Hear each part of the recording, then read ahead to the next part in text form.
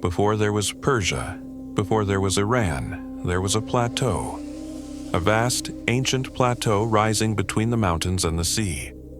Home to human settlement since 5000 BC. Older than Rome. Older than Greece. Older than the Bible. The people who lived here did not call themselves Persians. They were Elamites, Kassites, Medes, builders of ziggurats, writers in clay, traders who reached Mesopotamia, the Indus Valley, and Egypt before most of the world knew those places existed. What they shared was not a name. It was a plateau, a language family, a way of seeing the world, and something stubborn, something that would outlast every empire that ever tried to erase it. This is the story of that stubbornness. 550 BC.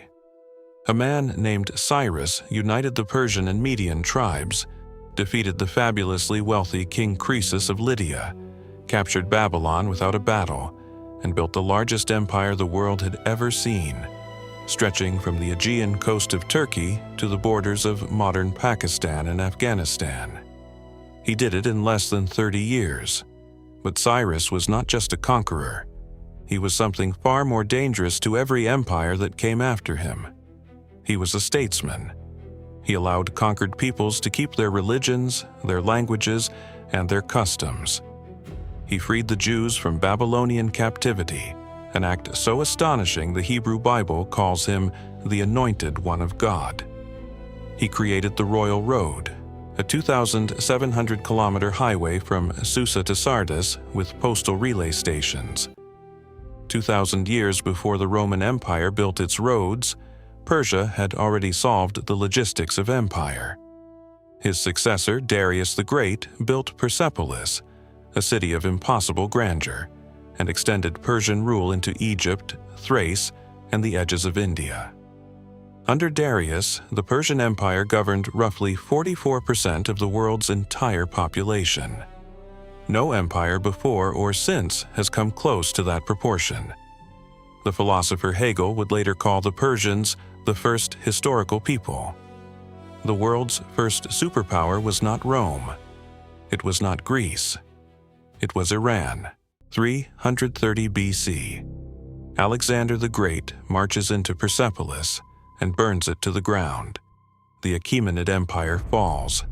The Greeks are victorious, or so it seems.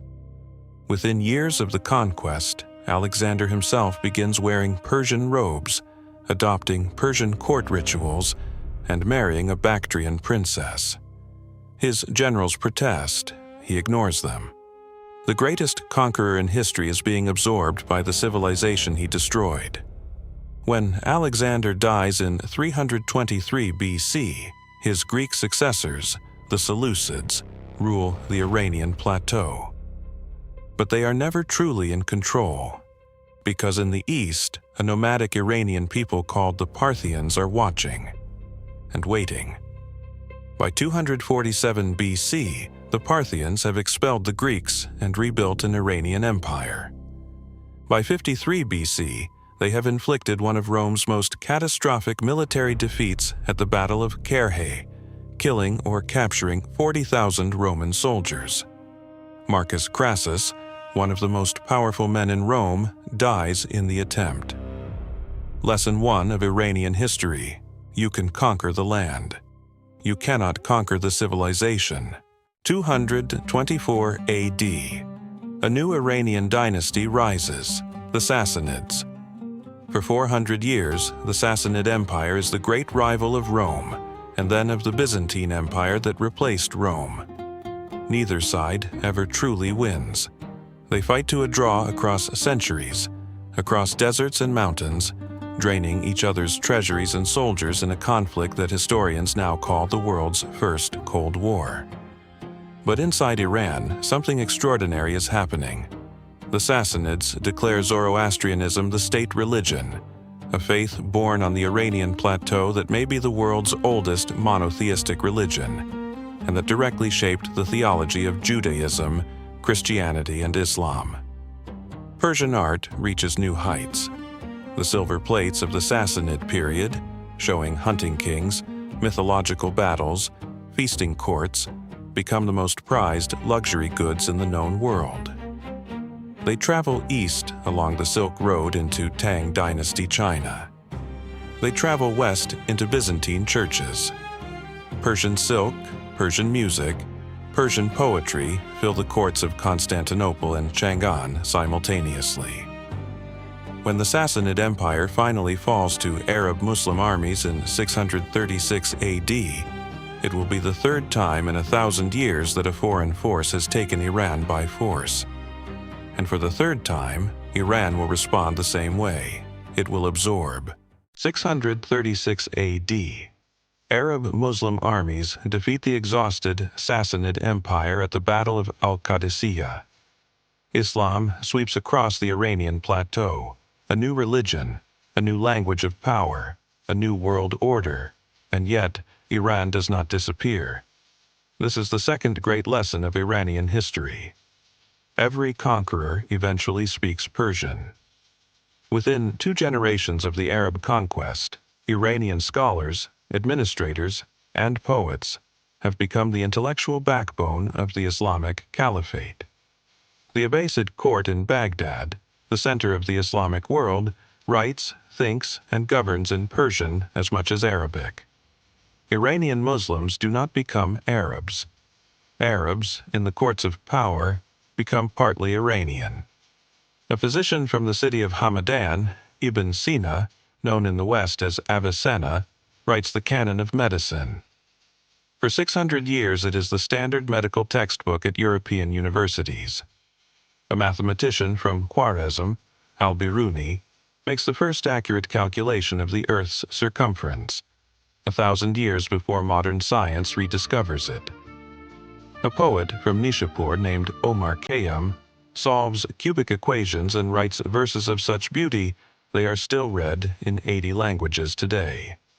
And then there is Ferdowsi. In the year 1010, a single Iranian poet completes a 60,000-verse epic, the Shahnameh, the Book of Kings, written entirely in Persian, with almost no Arabic words.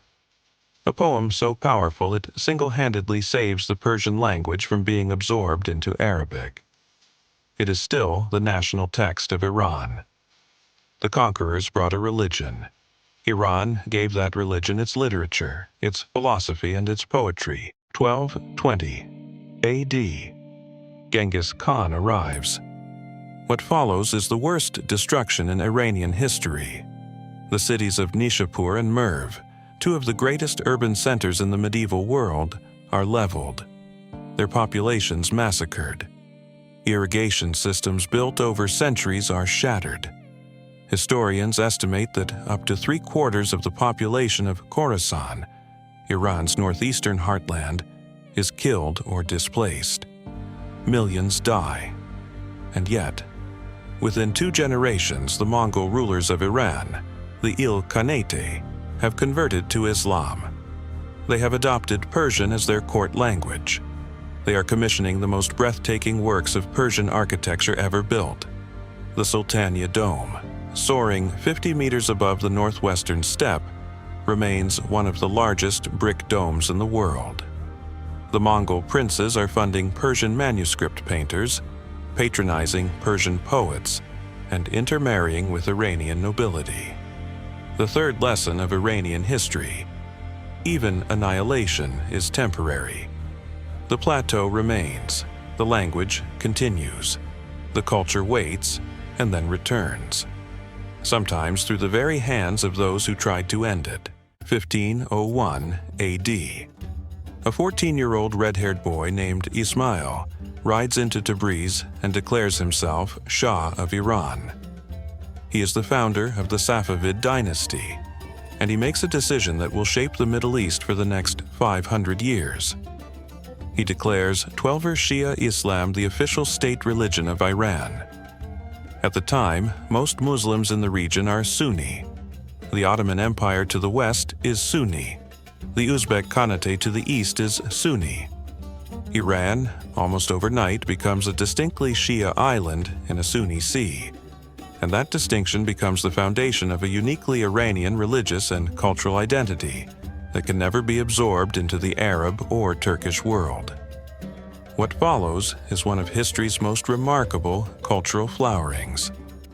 Shah Abbas the Great, who rules from 1588 to 1629, transforms the city of Isfahan into one of the most beautiful places on earth. The Naksh-e-Jahan Square, the Sheikh Lotfola Mosque, the Ali Kepu Palace, buildings so exquisite that a Venetian merchant who visits calls Isfahan half the world. The Persian expression for the city still used today. For 200 years, the Safavids hold off the Ottoman Empire to the west and the Mughal Empire to the east, a nation perpetually surrounded, perpetually surviving. Their legacy is not just architectural, it is civilizational. A Shia, Persian-speaking, culturally distinct Iran that cannot be simply conquered and absorbed. Not by Turks, not by Arabs, not by Mongols. And, as the next centuries will reveal, not by the West. The Safavid-Ottoman rivalry is not ancient history.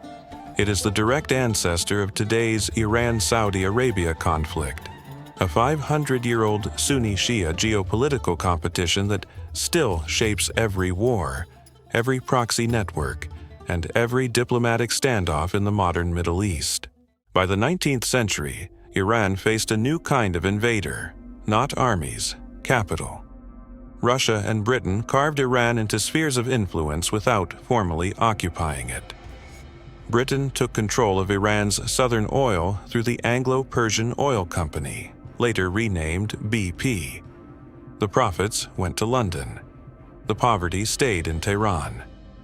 In 1951, a Harvard-educated lawyer and Iranian prime minister named Mohammad Mossadegh did something that seemed, to him, completely reasonable. He nationalized Iran's oil. He said, "This oil is under Iranian soil, dug by Iranian workers. It belongs to Iran." The British government was outraged.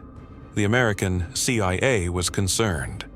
And in August 1953, in an operation called Ajax, codenamed Boot by British intelligence, the democratically elected Prime Minister of Iran was removed from power in a coup organized by the United States and the United Kingdom. The Shah was restored to absolute power. For Iranians, this is the original wound. The moment the West demonstrated that Iranian democracy was acceptable only if it served Western interests. Every subsequent event in Iranian-American relations traces back to this single fact. The Shah modernized Iran's economy and military. He sent women to universities. He built highways. He also ran a secret police, the Savak, that tortured and imprisoned political opponents with American equipment and training. He was a modernizer who served a foreign patron. And by 1978, millions of Iranians had decided they had seen enough. January 1979. The Shah flees. February 1979. Ayatollah Ruhollah Khomeini, 76 years old, exiled in Paris, boards a plane back to Tehran. 5 million people line the streets to welcome him. The Islamic Republic of Iran is declared. The U.S. Embassy is seized. 52 American diplomats are held hostage for 444 days. The United States and Iran enter a state of permanent hostility that has not ended. Then, in September 1980, Saddam Hussein's Iraq, armed with American intelligence, European weapons, and Gulf Arab money, invades Iran. The Iran-Iraq War lasts 8 years. Chemical weapons are used against Iranian soldiers and Kurdish civilians. Nearly 500,000 people die. Iran fights them to a standstill. Out of that war emerges something the world had not fully reckoned with before. The Islamic Revolutionary Guard Corps, the IRGC, battle-hardened, ideologically unified, controlling not just the military but Iran's economy, its infrastructure, its intelligence services, and eventually its nuclear program. A state within a state. A military force that answers to the supreme leader, not the elected president. When Khomeini dies in 1989, Ali Khamenei becomes supreme leader. He will hold that position for over 35 years, longer than most modern heads of state, building a system designed to survive any individual, any election, any foreign pressure. To understand why Iran is not simply conquerable by the United States or anyone else, you have to understand the architecture it has built over 40 years of preparation. Geography first. Iran is 1.6 million square kilometers of mountainous desert terrain with no easy invasion corridor. Afghanistan took 20 years and still ended in American withdrawal. Iraq took over a decade. Iran is 4 times larger than Iraq, with 85 million people and a military trained on the lesson that they have already survived one American-backed invasion. The Strait of Hormuz, a narrow waterway at Iran's southern tip, through which roughly 1/5 of all global oil and gas flows every day. Iran does not need to win a war to damage the global economy. It needs only to close, or credibly threaten to close, the strait. Oil markets respond to that threat alone. Proxy depth. Iran has spent 4 decades building a network of armed allies across 5 countries: Hezbollah in Lebanon, the Houthis in Yemen, Shia militias in Iraq, and others in Syria. These are not simply Iranian puppets. They are locally rooted movements that share Iran's strategic interests. They provide Iran with forward-position deterrence that no airstrike can eliminate overnight. Great power shields. Iran has signed 20-year strategic partnership agreements with both China and Russia. China continues to purchase the majority of Iran's oil exports regardless of American sanctions. Russia supplies weapons and diplomatic cover at the United Nations. Any American military action against Iran now risks a direct confrontation with 2 nuclear-armed Permanent Security Council members. And finally, the civilizational variable. A nation that has absorbed Alexander, the Arabs, the Mongols, the Seljuks, and the Ottomans calculates differently about long-term survival than a nation whose history is measured in centuries, not millennia. It is important to distinguish between a government and a civilization.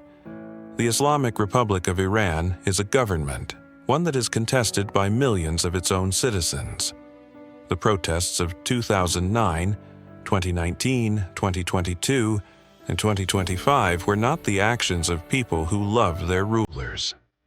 They were the actions of people who loved their country enough to risk everything to change it. Beneath the chadors and the Revolutionary Guard checkpoints lives one of the most educated, tech-literate, and culturally sophisticated populations in the Middle East. Iran has one of the highest university enrollment rates in the region. More than 60% of its university graduates are women. Its poets are memorized by schoolchildren. Its cinema wins international awards. Its mathematicians win the Fields Medal. Every year, on the first day of spring, 300 million people across 15 countries celebrate Nowruz, the Iranian New Year, rooted in Zoroastrian tradition, unbroken for 3,000 years. No government created Nowruz. No war has ended it. No revolution has replaced it. It is the clearest proof that Iranian civilization is something older, deeper, and more durable than any political system imposed upon it. On October 29th each year, Cyrus the Great Day, Iranians gather at Pasargadae, at the tomb of the man who wrote the world's first human rights declaration, and they remind themselves, "We were a civilization before this republic. We will be a civilization after it." Persepolis was burned by Alexander the Great in 330 BC. It is still standing. The Achaemenid Empire fell, the Parthians rose, the Sassanids fell, the Abbasid Caliphate rose, the Mongols burned everything, the Safavids rebuilt it, the British took the oil, the Shia took American money, the revolution took the Shah, the sanctions came, the bombs fell, the supreme leader died, and the plateau remains. Every empire that tried to erase this civilization, Macedonian, Arab, Mongol, Ottoman, British, Soviet, American, eventually withdrew or was transformed by what it had tried to destroy. 5,000 years of recorded history produces something that cannot be manufactured. The deep certainty that you have survived before, and you will survive again. That no external force, however powerful, is more permanent than the ground beneath your feet. This is Iran. Not a problem to be solved, not a threat to be eliminated. A civilization. It was here before you arrived. It will be here after you leave.